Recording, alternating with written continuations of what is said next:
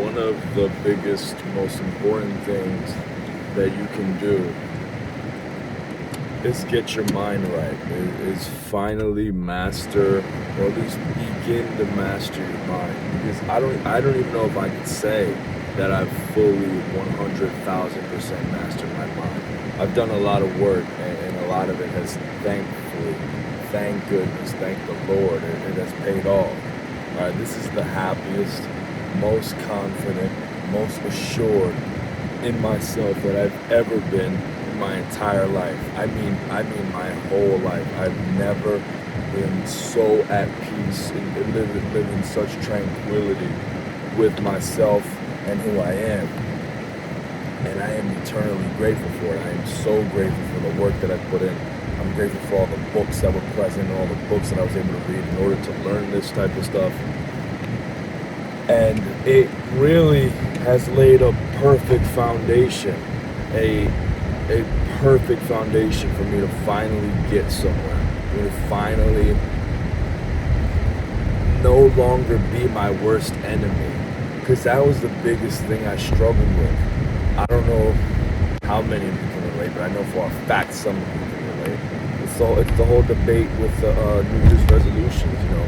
You sit there, you're like, all right, I'm going to be this, I'm going to do this, and I'm going to do that. And then the next thing you know, you don't do any of them, and now your mind's telling you you're a piece of shit, you're a liar, blah, blah, blah, blah, blah, blah. I've been there, and it's the worst place to be because, shit, at least when someone actually hates you, that is not you, I mean, at least you know them. You know what I mean? At least you can separate yourself from them, you know? Let's say if I had a cousin who hates me. All right, well, now I know not to go to his house. You know what I mean? Or if I had an aunt who hates me. Now I know not to go to her house. Or even if it was vice versa. Well, I hate her, so I don't want to be at her house. You know? But when the person that hates you is yourself, when it's that voice in your own head, the voice that's living inside of your own mind, it's very hard to run away from. You literally can't. You literally can't. You can try and ignore it all you want. It's just not. You have to face it head on. You have to face it head on, and you gotta get that stupid son of a bitch under control. You gotta make that son of a bitch understand that well, you know what? I'm trying to make it sound cool. Well, but you still do gotta put that bitch in his place because everything that voice is telling you is garbage. Everything. Garbage.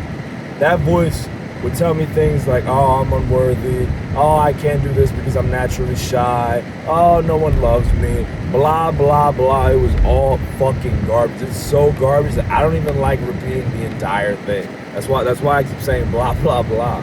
I don't even say that shit, bro. I just don't find a point because it was all garbage. It was all garbage. You wanna know how I found that out? I really started to dig deep.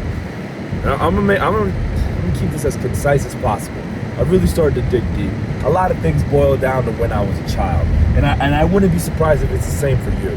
Certain things happen to you as a child. I don't mean incredibly traumatic. Like, I don't mean that you were in a war. But you must have had some experiences where they left a lasting impression on you.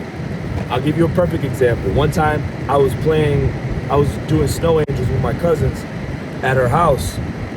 And it actually wasn't snow angels. Like, this was during the fall. Or no, this was during the spring. So, like, there literally was no snow. We were just being idiots. You know, we're kids. We just wanted to play around. And that day I happened to not wear a belt. You know, I had some jeans on, but they were pretty loose. And I didn't have a belt on. So my pants fell. And by this age, I was still very young, but I was old enough to where it would logically make sense that I knew about rap. And you know what I mean? Like that, I knew about how certain rappers portrayed themselves in a certain way.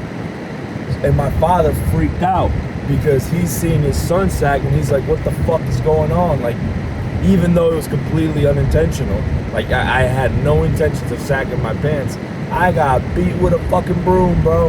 And because I didn't know at the time, because like I didn't understand why I got beat, it wasn't until maybe like a day later he told me it's because I was sagging. And even though I didn't understand why I got beat, and I didn't even mean to sag, in my 7-year-old or 8-year-old mind, I'm thinking, damn, I just got beat for fucking existing. I just got beat for laying there. I just got beat for being me. I just got beat for breathing. I just got beat for fucking for not doing shit. That means I'm unworthy. That means people don't love me. That means I'm a piece of shit. But that's pretty much, I didn't say it just like that, but that's pretty much what I said in my mind. That's pretty much the beliefs that I carried with me. It's not exclusive to that experience. Like, there's plenty of other ones, but that's the number one that comes to mind. And, you know, when I was 7, it makes sense because, yeah, I'm not thinking logically. I'm not thinking like, why did my dad beat the fuck out of me? Does he have a reason or does he not? No, when you're a kid, you think everyone is wrong. You think you're the only one that's right. So I walked around thinking that I was hated and thinking that no one loved me. The whole time I was just thinking like an idiot, bro. I was operating at 19 years old with the mind of a 7-year-old, with the beliefs of a 7-year-old. That's the type of shit that'll hold you back for years, bro. That's the type of shit that'll hold you back for a very long time. You keep walking around with these beliefs that are outdated. Hell, that shit wasn't even outdated. That shit had no business being created. But I mean, I understand. I understand why I had those thoughts. And it's not like I beat myself up for that. Because I was young. I didn't know what the fuck else to think. But a lot of my negative beliefs, a lot of these beliefs I had about myself, they basically were circled around the fact that I truly thought that I was unworthy. And it doesn't matter what experience it was, every time I analyzed it, now that I'm 23, I just ask myself, who the fuck said that I was unworthy? You know, who the fuck said that I couldn't do this? Who the fuck said that I was incapable of love, incapable of greatness? No one has ever told me that. And nothing has ever happened for me to truly believe that with the mentality that I do now that I am a fully grown adult male. Yes, when I was a little boy, yeah, it made sense. Not ideal, but it made sense. You know, are you gonna get mad at a kid for misinterpreting something? I mean, you might, but, you know, like, they're kids, bro. I was a kid, I didn't know any better. But now that I am 23 years old, my dad beating me because I had my pants down, that does not mean that I was unworthy. It means he didn't want me to fucking sag my pants. Now, did he jump the gun? Like, did he go way overboard? Yeah, I won't lie. Like, I can say yeah comfortably now because, like, I knew he had no bad intentions when doing so. Like, his main objective was for me to behave. But yeah, jumping out with a broom and, like, not even giving me a warning, like, damn, Pops, that shit was crazy. By the way, I still love him with all my heart, and, like, I still see him all the time to this day.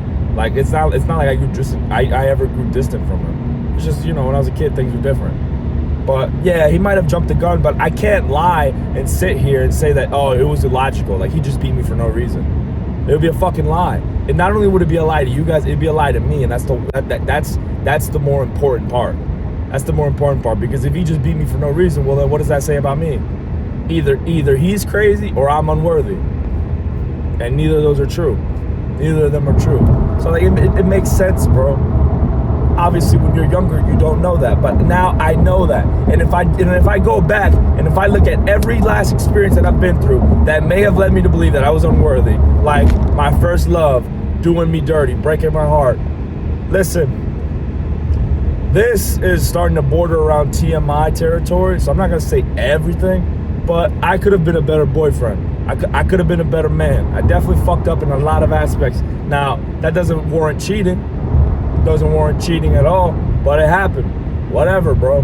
You know, and then I was still walking around here thinking that, damn, bro, all these bitches are gonna do me dirty, blah, blah, blah, blah, blah, blah. And it was bullshit, bro. Listen, again, it's a little bit TMI, but I definitely could have been a better man. I definitely could have.